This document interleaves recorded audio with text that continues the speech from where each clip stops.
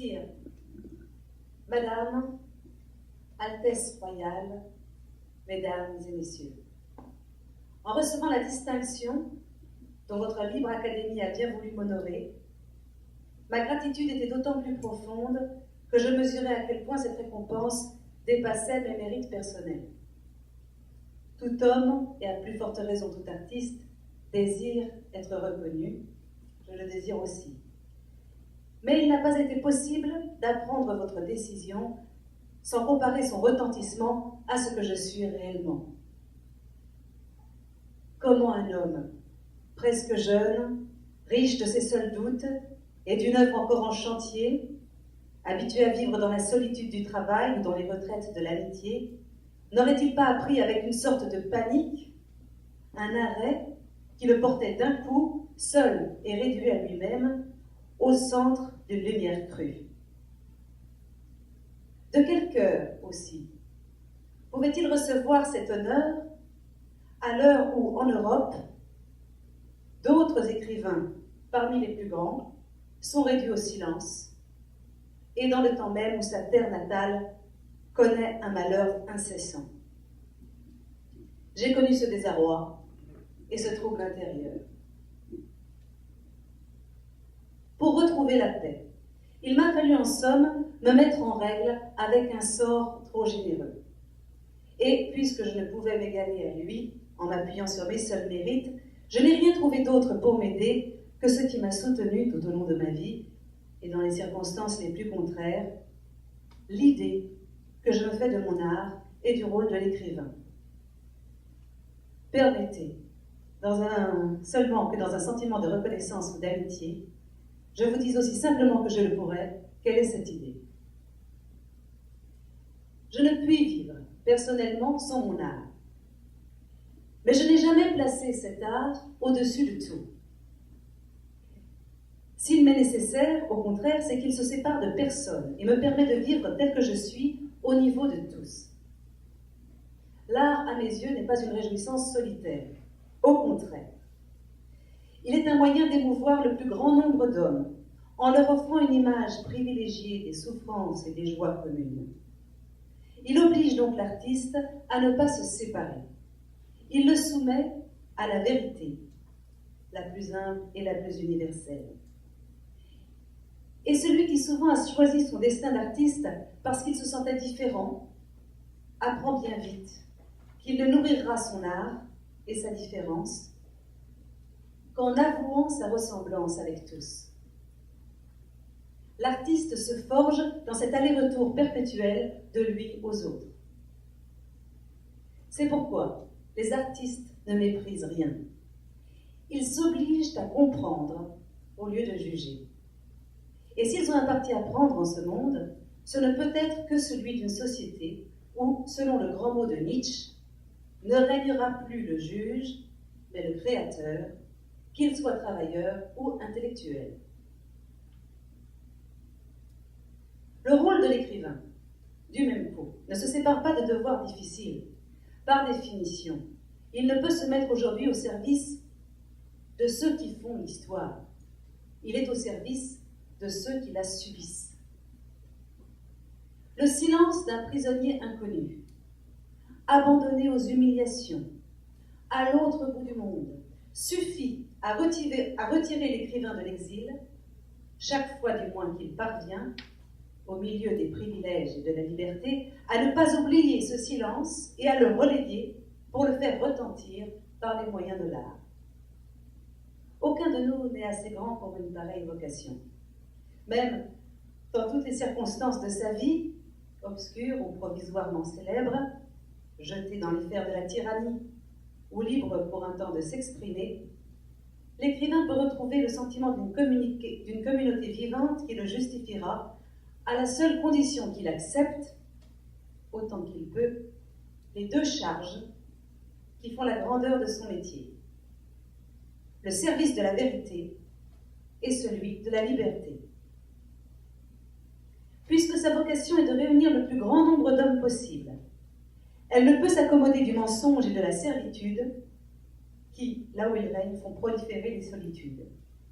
Quelles que soient nos infirmités personnelles, la noblesse de notre métier s'enracinera toujours dans deux engagements difficiles à maintenir, le refus de mentir sur ce que l'on sait et la résistance à l'oppression.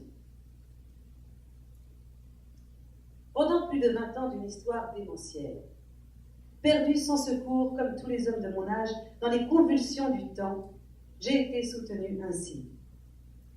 Par le sentiment obscur qu'écrire était aujourd'hui un honneur, parce que cet acte obligeait, et obligeait à ne pas écrire seulement.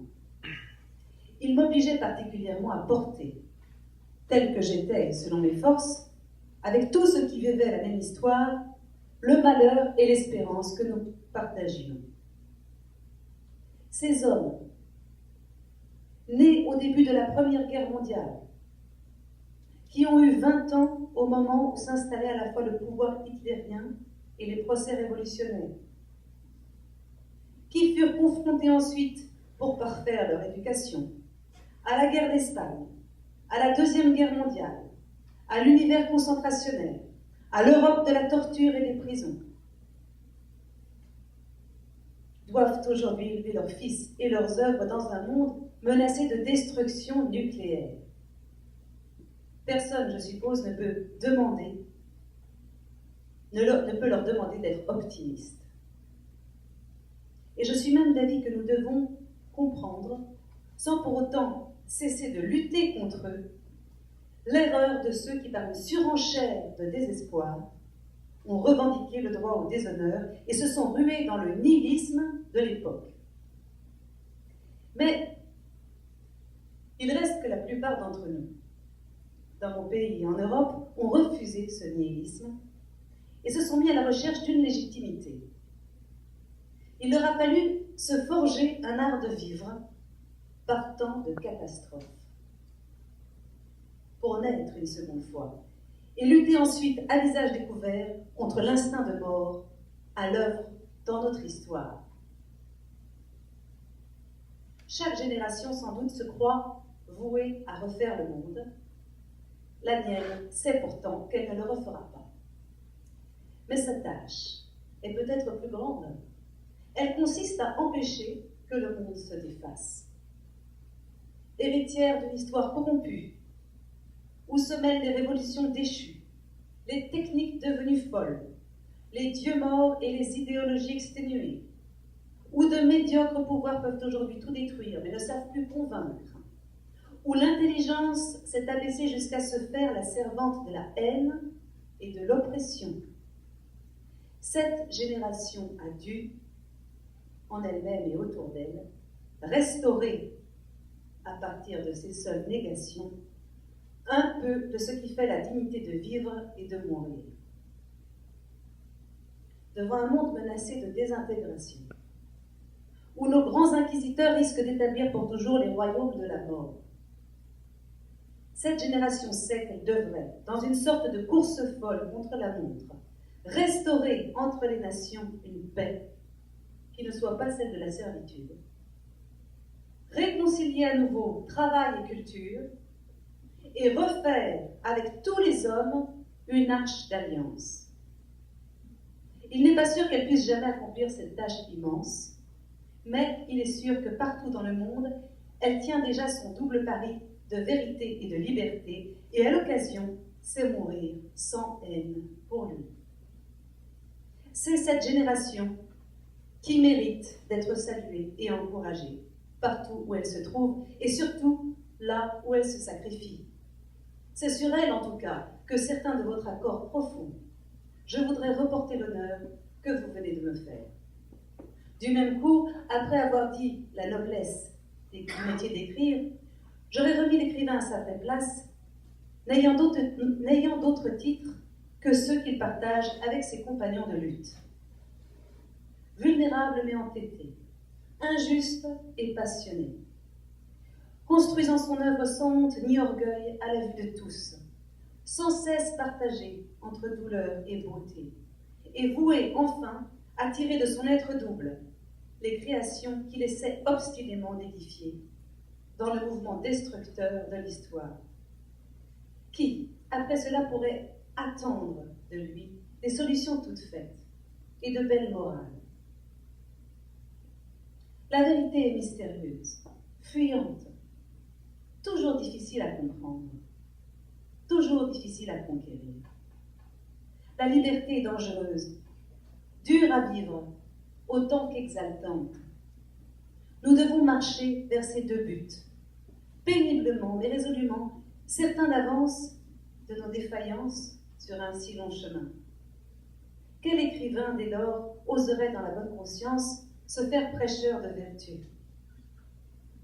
Quant à moi, il me faut dire une fois de plus que je ne suis rien de tout cela. Je n'ai jamais pu renoncer à la lumière, au bonheur d'être, à la vie libre où j'ai grandi.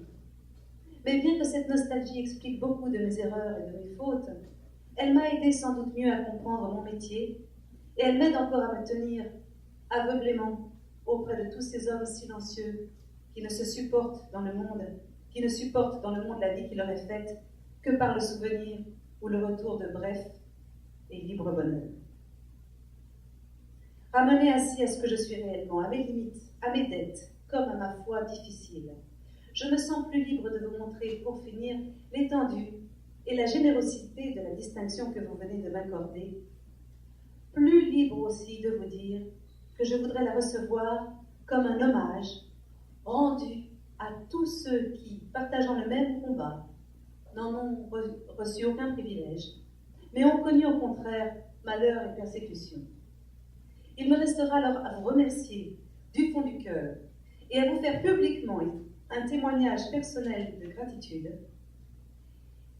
et à renouveler la même et ancienne promesse de fidélité que chaque artiste vrai, chaque jour, se fait à lui-même dans le silence.